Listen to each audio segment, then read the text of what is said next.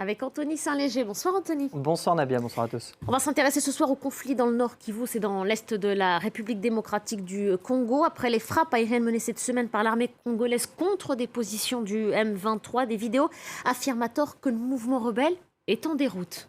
Effectivement, et des affirmations qui émanent essentiellement de comptes Twitter et Facebook favorables au président congolais Félix Tshisekedi.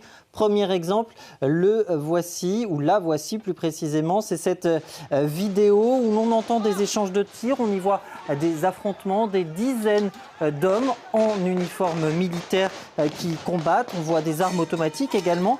Une vidéo partagée massivement, notamment sur Facebook, à l'image de cette publication, par exemple, qui cumule, vous voyez, plus de 500 000 vues. Alors que nous disent les comptes qui partagent la vidéo en question? Eh bien, que les faits sont récents, qu'ils ont lieu, regardez, à Bunagana. Bunagana, c'est où?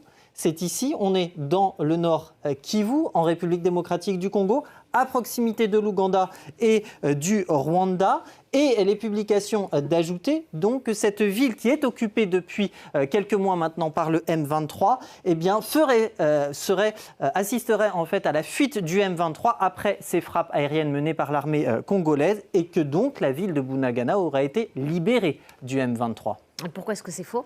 Eh bien, tout simplement, regardez pourquoi. Il y a plusieurs indices qui vont permettre de mettre en doute ces affirmations. Le premier indice, il se trouve ici. C'est cet homme, ou surtout son uniforme, les couleurs de son uniforme, et plus particulièrement aussi cette corde rouge que l'on voit. Pourquoi ? Parce que cet uniforme, on le retrouve ici, on le retrouve également là, et ces deux photos, elles viennent d'une page Facebook, pas n'importe laquelle, page Facebook officielle de l'Administration Police Service, du Kenya, rien à voir donc avec la République démocratique du Congo. Le deuxième indice, il est ici. Cette fois, c'est ce compte TikTok que l'on voit. L'auteur a été contacté par Arthur Bamas de la rédaction des Observateurs de France 24 et derrière ce compte, il y a un membre de l'Administration Police Service du Kenya et plus précisément de cette branche paramilitaire dont l'uniforme est spécifique. Il nous explique être surpris du détournement de sa vidéo puisqu'il en est l'auteur. Il nous explique aussi que les images ont été tournées en avril 2022, il y a quelques mois donc, où ça au Kenya, à Nakuru précisément, au nord-ouest de Nairobi, la capitale, et qu'il s'agit tout bonnement d'un entraînement de police. Et la recherche d'images inversées va d'ailleurs confirmer qu'il n'y a aucune trace de cette vidéo avant avril 2022. Et puis deuxième exemple, Anthony, la vidéo concerne cette fois un militaire des forces congolaises. Effectivement, vidéo que l'on va découvrir ensemble, là aussi partagée depuis le 8 novembre.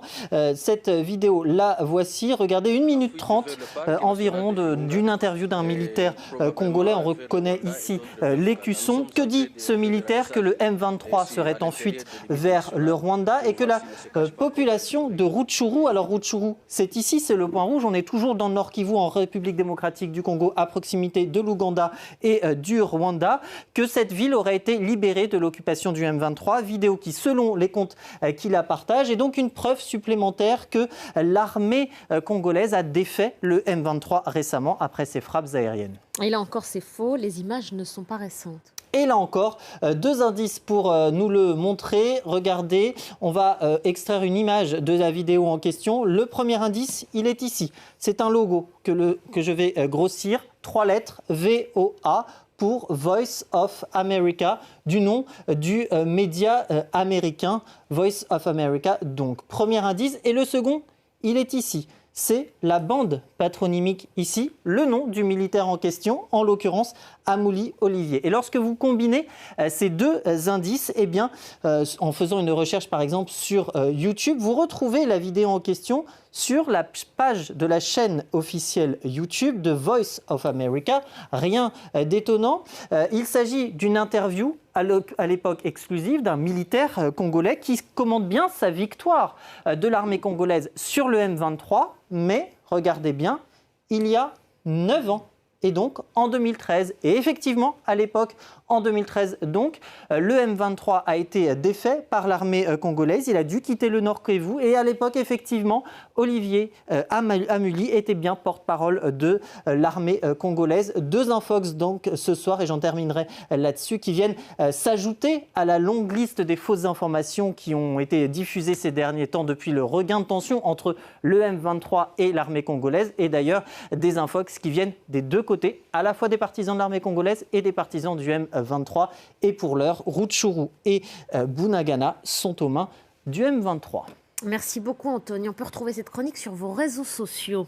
On marque une très courte pause. On se retrouve dans une poignée de minutes pour une nouvelle édition. À tout de suite.